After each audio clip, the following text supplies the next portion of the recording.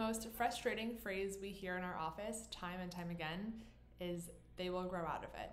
We see so many children and families that come in and they have been told the same phrase over and over about a plethora of things, whether it is colic or ear infections or missed milestones, even things like constipation and gut issues, that your kid will grow out of it, just wait, it just takes time.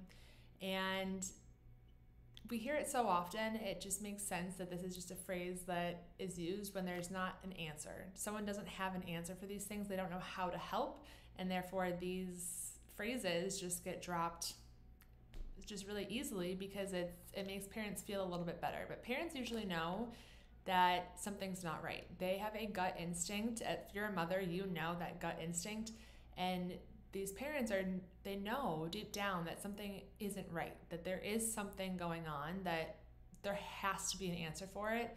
Why is this happening? What's causing it? And what do we do about it? And so what we see in our office is that children might grow out of certain things, but they're really growing into something else. And so when we talk about ear infections, we see kids come in with ear infections, but they then grow into other chronic immune challenges like allergies, asthma, and these things don't just go away, they just morph and they change names. And so we see what we call a cascade.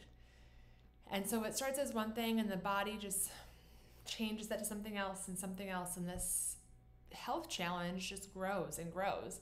And so if you've been told by your traditional pediatrician just to wait and see, your child's going to outgrow it, whether it's fussiness or sleep, there's all of these things that actually can be done.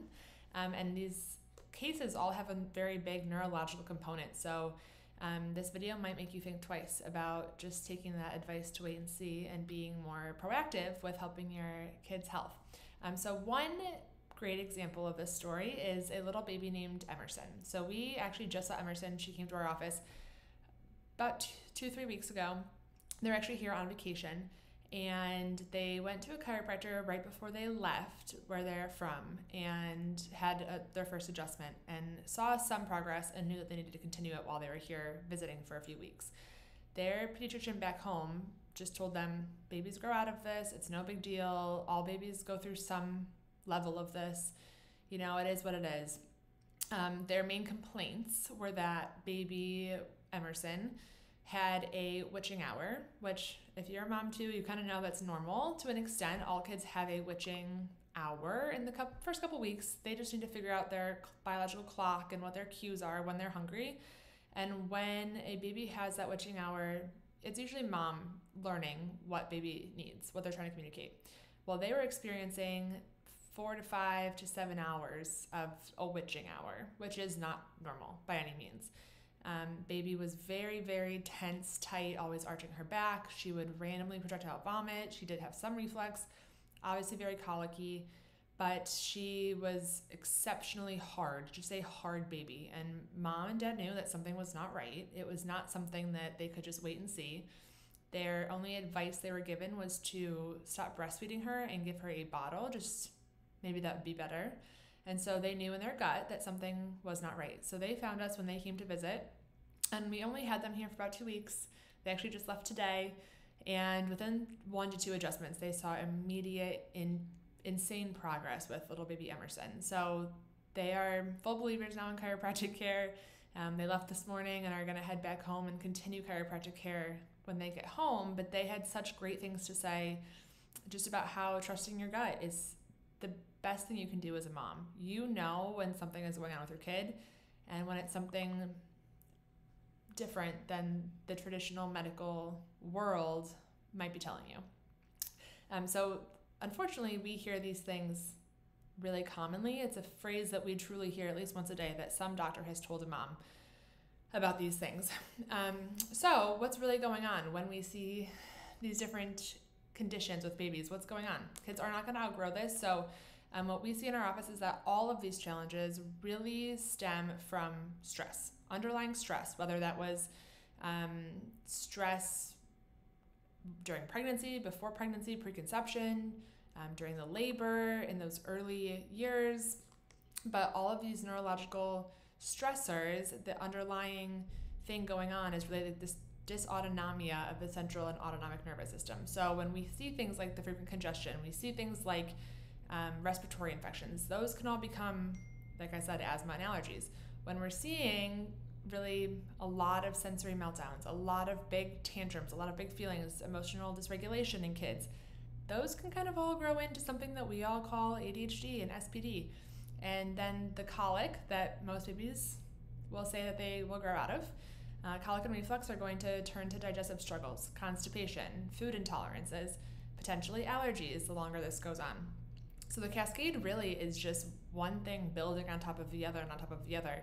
They're never growing into something, they're growing out of it. And so when we say this starts with stress in utero, from a stressful pregnancy, stressful preconception, stressful time getting pregnant, then you're potentially adding on birth trauma, which is super common, unfortunately. Interventions like forceps, vacuum, C-section, induction, extraction, all of those things that can happen.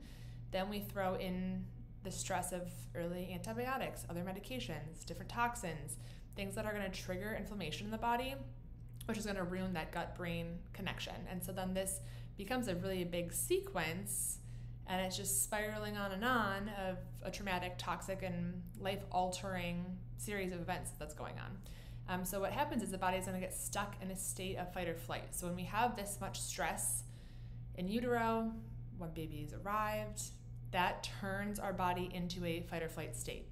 And so all of this exposure is basically leaving children subluxated. So that's our big fancy chiropractic word for dysregulation, dysautonomia, and dysfunction within the body, within the nerves, and how the body and brain communicate to each other.